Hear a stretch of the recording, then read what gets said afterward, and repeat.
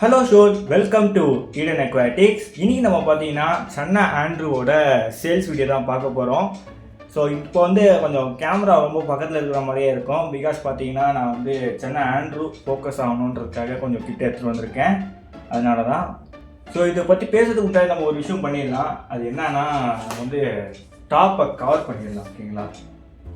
இல்லாட்டி இங்கே ஜம்ப் பண்ணி அங்கங்கே ஓடிட்டு இருப்பானுங்க. ஸோ அதனால் கொஞ்சம் டாப்பை கவர் பண்ணி வச்சுக்கிறது நல்லது. ஸோ ஓகே, இப்போ நம்ம சன்னா ஆண்ட்ரூ சேல்ஸ் வீடியோ பார்க்கறதுக்கு முன்னாடி சில விஷயங்களை பார்த்துடலாம். அது என்னன்னா, இது பார்த்தீங்கன்னா நான் 20லேருந்து தான் சேல் பண்ண ஆரம்பிக்க போகிறேன். பிகாஸ் அப்போ தான் என்னால் கொரியர் பண்ண முடியும். இப்போ பொங்கல் ஃபெஸ்டிவல்னால என்னால் கொரியர் பண்ண முடியல. அதனால் இந்த டைம் நம்ம குவாரண்டைனும் நல்லா பண்ணலாம். ஸோ அதனால் இது குவாரண்டைனில் இருக்கும். எதாக இருந்தாலும் 20க்கு மேலே தான் நம்மளால் கொரியர் பண்ண முடியும்.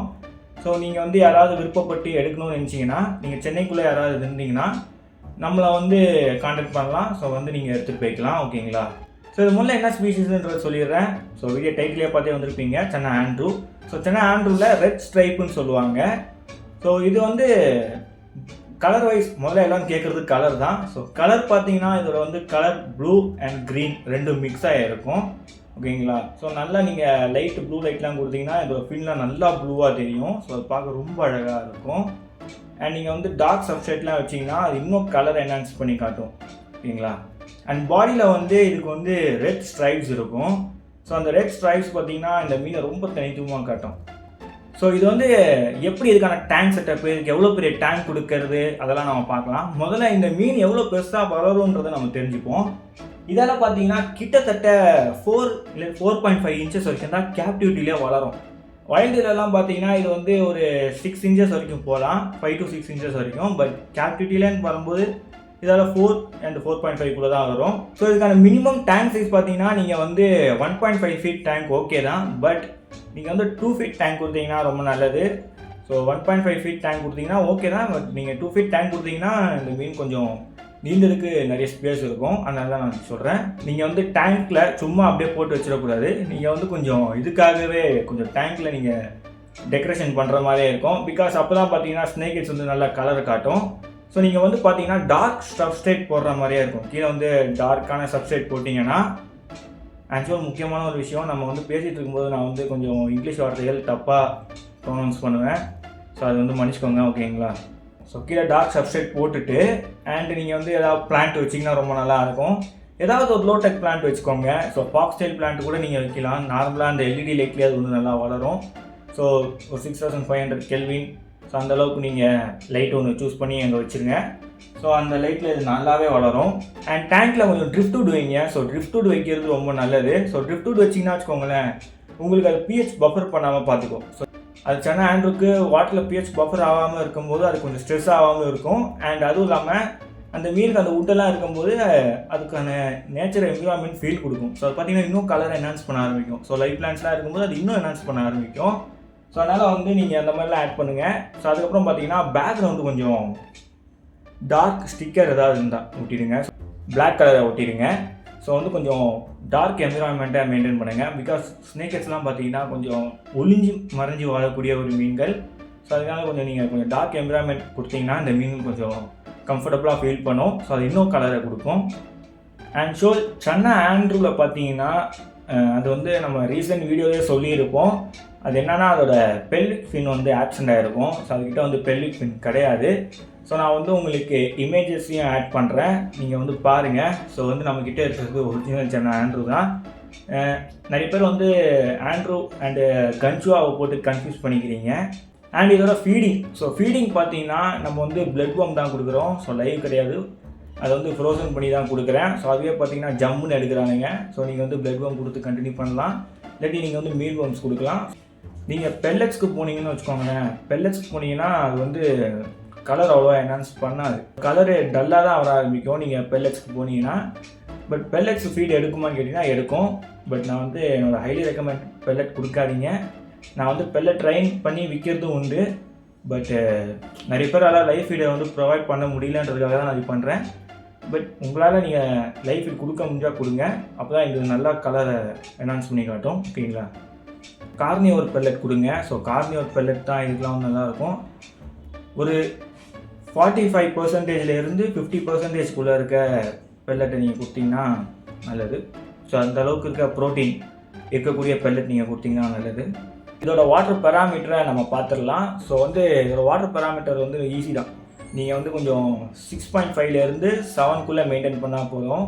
ஸோ வாட்டர் கொஞ்சம் ஸ்லைட்லி அசிட்டிக்காக இருந்தால் நல்லாயிருக்கும். ஸோ தண்ணி கொஞ்சம் டேனாக இருக்கிற மாதிரி வச்சுக்கோங்க. ட்ரிஃப்ட் வுட்லாம் நீங்கள் ஆட் பண்ணும்போது தண்ணி ஆட்டோமேட்டிக்காகவே டேன் ஆக ஆரம்பிச்சிடும். ஸோ அதெல்லாம் வந்து கொஞ்சம் தண்ணி அசட்டிக்காக மாற்றும். இந்தியன் ஆல்மண்ட் லீஃப்லாம் போட்டிங்கன்னா இன்னும் தண்ணி டேன் ஆகும். ஸோ அதெல்லாம் வந்து தண்ணி அசட்டிக்காக மாற்றும். அண்டு வாட்டர் டெம்பரேச்சர் பார்த்தீங்கன்னா நீங்கள் வந்து ஒரு கோல்ட் டெம்பரேச்சரில் வச்சுருந்தாலுமே ஓகே தான். ஸோ எவ்வளோன்னு பார்த்தீங்கன்னா 24லேருந்து 25 இல்லை 26 செல்சியஸ்க்குள்ளே மெயின்டைன் பண்ணிங்கன்னா ரொம்ப நல்லது. ஸோ அது அவ்வளோ ரொம்ப பெரிய கோல்ட் டெம்பரேச்சர்னு சொல்ல முடியாது. பட் அந்த அளவுக்கு டெம்பரேச்சர் நீங்கள் வெயிட் பண்ணிங்கன்னா நல்லது.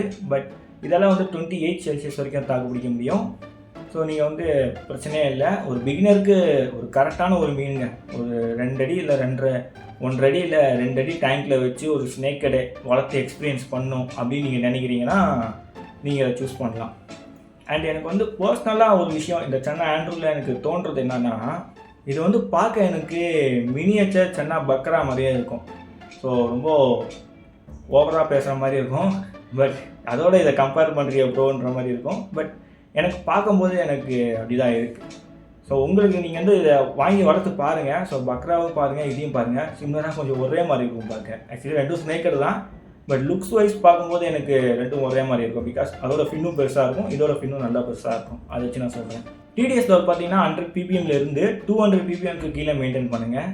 ஸோ அதுவே போதும் இந்த மீனுக்கு.